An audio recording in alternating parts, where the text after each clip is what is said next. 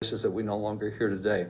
Christopher Columbus is another one. In the last 3 weeks, his statues have been torn down all over the place. Now, Christopher Columbus, when you look at Columbus, these are little memes that have come out in recent days, particularly about Columbus and his day. I don't always celebrate enslavement and genocide, but when I do, it's Columbus Day. Now, what's it tell you about Columbus? Columbus has become known as a racist and a genocidal maniac. Savage, stop genocide, racism, imperialism, stop the celebration, create hope for a new world. Now, this is what you're being taught in school. So when you see a statue of Columbus and you're protesting racism, you got to get rid of Columbus. Just has to happen. So that's what we're seeing in statues all over the country right now. Columbus is one of the guys really being focused on, being attacked. And it's interesting that when you look at Columbus from a whole, there are more than 600 statues that have been erected to honor Columbus. Now, they've been erecting statues for Columbus for 500 years. Is it that everybody in the previous 500 years were all racists, and finally we have a generation that's not racist? Or is it possible that there was different information out there for 500 years than what they're getting today? I mean, it's illogical that we would have 500 years of racists, that everybody in the world who celebrated Columbus was a racist and celebrated him as a racist, unless maybe what they're getting taught is not necessarily accurate. So let's go back to Columbus for a bit and see what's the rest of the story. And this is where it gets real fun. And in the summer times, we do a lot of, we spend the summers intern work with 18 through 25-year-olds, those going into college, in college, and postgraduate work, know what they get taught about American history. And so it's a lot of fun to just start asking questions like, was everybody a racist for 500 years? Is it possible that they knew something you don't know? What might that be? So when you go to Columbus and say, what's the rest of the story? One of the first questions we like to ask is, how many voyages did Columbus make? Well, I don't know. It doesn't matter how many he made. They were all for enslavement. I think he just made one. No, he actually made 4 voyages. And the reason we ask that is right off the bat, we show them they don't even know the story of Columbus. If you don't know the 4 voyages and what he did on each one, then you don't know much about him at all. So let me just kind of take you back. This is a painting this is the painting that hangs inside the rotunda of the U.S. Capitol. This is Columbus landing in the Western world in October 1492.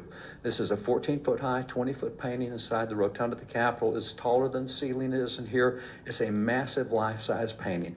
This is the first voyage. When he landed, he encountered native West Indians, what he called West Indians at the time, but they were the Taino. It was the Taino tribe. He met them, he loved them. He said, these are the kindest, gentlest people I've ever met. He wrote the king and queen of Spain saying, you need to make these guys citizens. They need full equal rights. They need every right that a Spanish citizen has. He said, a kinder and gentler people there cannot be. Now, when he was talking to them, they said, by the way, you may like us, but you really need to be aware of this other tribe over here because they don't like you. As a matter of fact, they're our enemies. And they were called the Canibs or the Caribs. Canib is where we get the name cannibal. Caribs is where we get the word Caribbean. And so the Tainos told Columbus, you're new here, you don't know this area, but we're telling you, watch out for these guys. And so Columbus, interestingly enough, he didn't understand that cannibalism really occurred. And he said, no, this is 1492. We're civilized people. Who in 1492 practices cannibalism?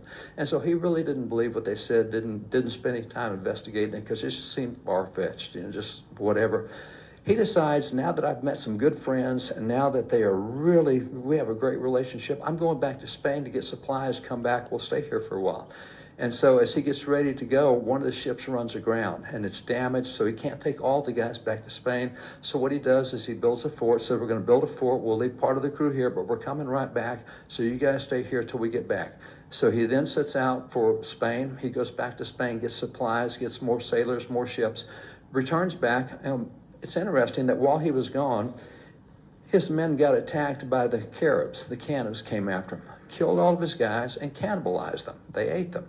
And so he didn't know this, but when he gets back and finds what has happened. The fort's been destroyed. He's got guys even laying on the beach that have been cannibalized. Part of them have been eaten, and it's just, he can't believe what he's seen. And so he goes to look for the Canibs or the Caribs. And as he goes to look for them, When he gets there, he goes to the Canaan villages, and when he gets there, he found a bunch of Taino women. Now remember, the Tainos are the enemies of the Canaans. And he gets there, they found, and it's just not Columbus who wrote about this, all these other guys on the trip with him all wrote about it. Dr. Chavez and all these other guys said, we got to the care areas, and there were 50 huts of women. And the 50 huts were just Taino women. There was not any Taino men. It was all women.